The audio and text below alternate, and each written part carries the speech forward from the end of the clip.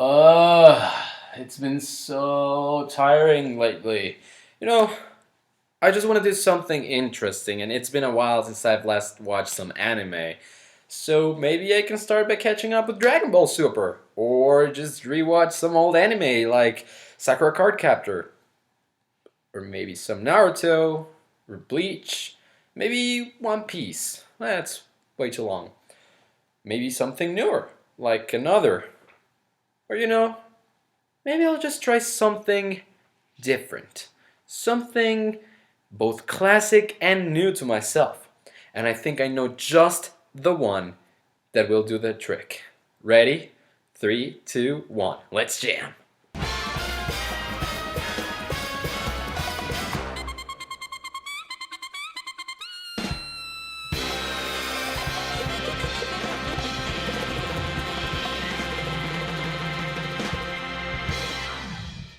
What do you get when you mix bounty hunters, space travel, a futuristic setting, a rich lore, and a spectacular soundtrack?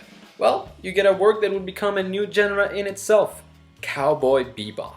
Taking place in 2071, Cowboy Bebop closely follows Spike Spiegel and his roommate Jet, both bounty hunters that are just trying to earn a living, and as they go, they bump into various situations and scenarios, some of which add members to the crew of their ship, the Bebop. After being joined by a Welsh corgi named Ein, a mysterious woman called Faye Valentine, and a hacker kid who happens to call herself Ed, the Bebop has a full crew and is ready to go.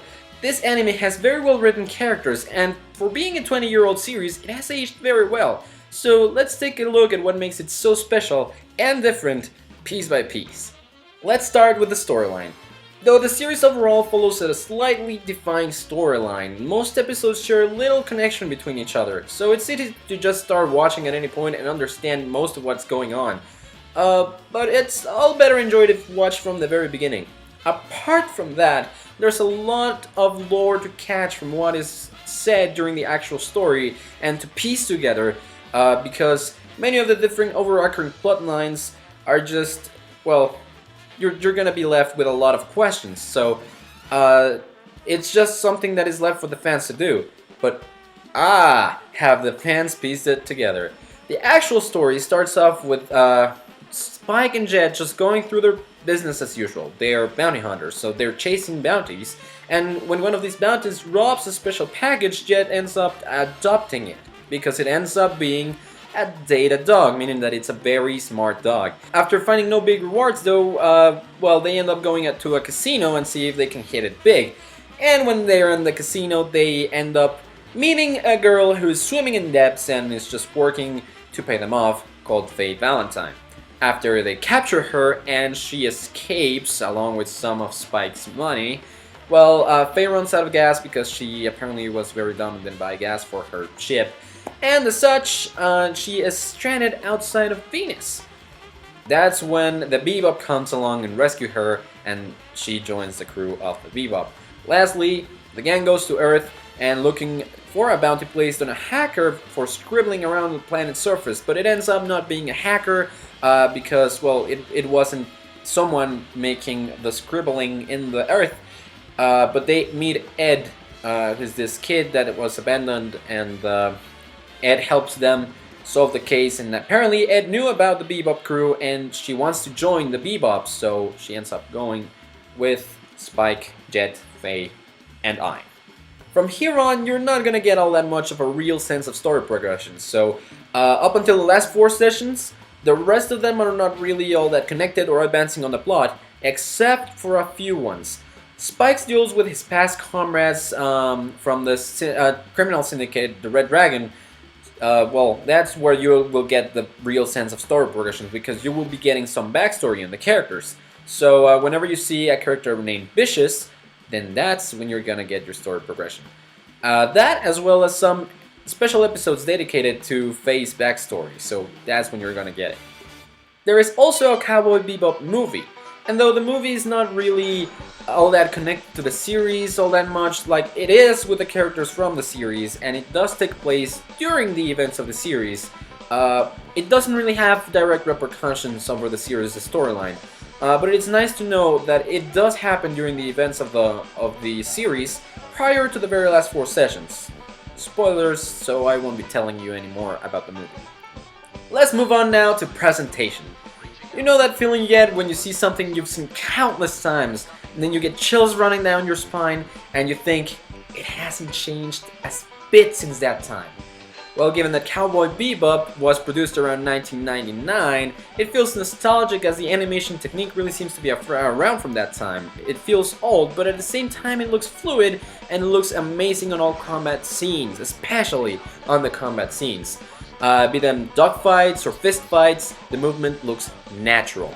And the expressions on the characters' faces are noticeable at all times. And they usually aren't exaggerated as we've been getting used to seeing in Japanese animation like the... So yeah, Sunset Studios made a great job with the animation on this one.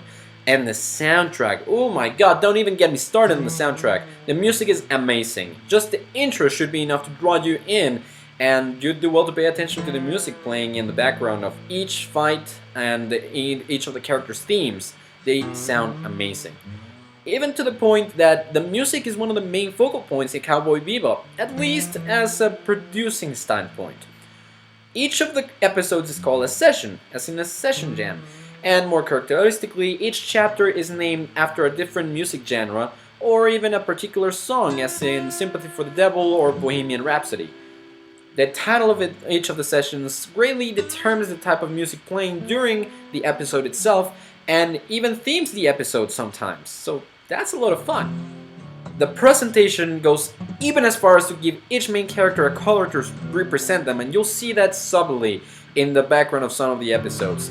You will have green for Spike, blue for Jet, purple for Faye, and pink or sometimes orange for Ed, depending on the context. There's even small Easter eggs for people who pay attention that make references to previous episodes of the series, and well, overall, the presentation is great, leaving very little to wish upon this amazing anime. However, nothing is perfect, and neither is this new genre. Even if the presentation is very well arranged, many of the sessions take very long to actually start on the objective of the Bebop crew, making them painstakingly slow. Even if there is at least one action scene in every episode, some are very short-lived and some others seem a bit out of place. Also, the disjointed story does get a bit convoluted to understand at points, and due to the small amount of explanation that takes place during the actual series, Spike's past is very hard to understand up to the end of the series, and there are a lot of things left unexplained by the end, so even if this was made intentionally, it feels a bit irksome to have so many questions unanswered and having to go back and just look for every little piece of information that you can gather in order to piece up Spike's past. So, well, that does detract a bit. In the end, I just think Cowboy Bebop is a masterpiece. Sunset did an amazing job of bringing this new genre to life, as it is one of the most spectacular, upbeat, and charismatic yet a bit nostalgic animes I've ever watched. I definitely recommend watching it, guys, especially if you enjoy sci-fi entertainment and good music, especially good music. If you're not into any of that, well, I'd still say give it a try. Start out with session 3 or 9 to see if you're gonna like it, and check out some of the mid-series episodes, say episode 15, to give yourself a taste of what the characters and the series are gonna be like. And beware of the last 4 though, as episodes 23 through 26 are story-heavy and definitely should be watched after enjoying the rest of the series. But in the end, I'd say Cowboy Bebop gets a 9 out of 10, which means you should definitely see it, if not give it a chance.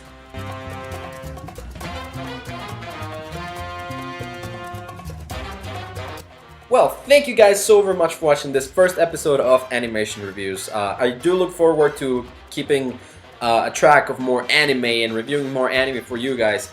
And I'm sorry if the story explanation is a bit light. I just wanted to avoid spoilers, so, well, just as much as possible. But still, give light to the 4 main members of the crew and the Bebop and just what's going to be happening along. So if you think I missed something or just have some suggestions to the overall format of animation, please do let me know. Just leave it in the comments down below, and I'll be happy to oblige. Also, I'm sorry for the lighting, it's a little bit awkward, but I'm working my way around that. I need to have a better setup for all this. So yeah, please leave some feedback on the comments. Also, it would be amazing if you subscribe to the channel. If you like the video, please highly consider doing that, and you'll get notified for more videos of animation reviews that come down the line. Also, if you enjoyed it, please do share the video around the web so that more people get to know the show, and, well, that's it. Thank you so very much for watching, and I'll see you guys in the next episode of Animated, which, for being the special launching weekend for the show, I'm going to be posting tomorrow, and it's going to be themed, so I hope that you guys enjoy this and enjoy that one as well, and I'll see you in the next episode of Animation Reviews. Later!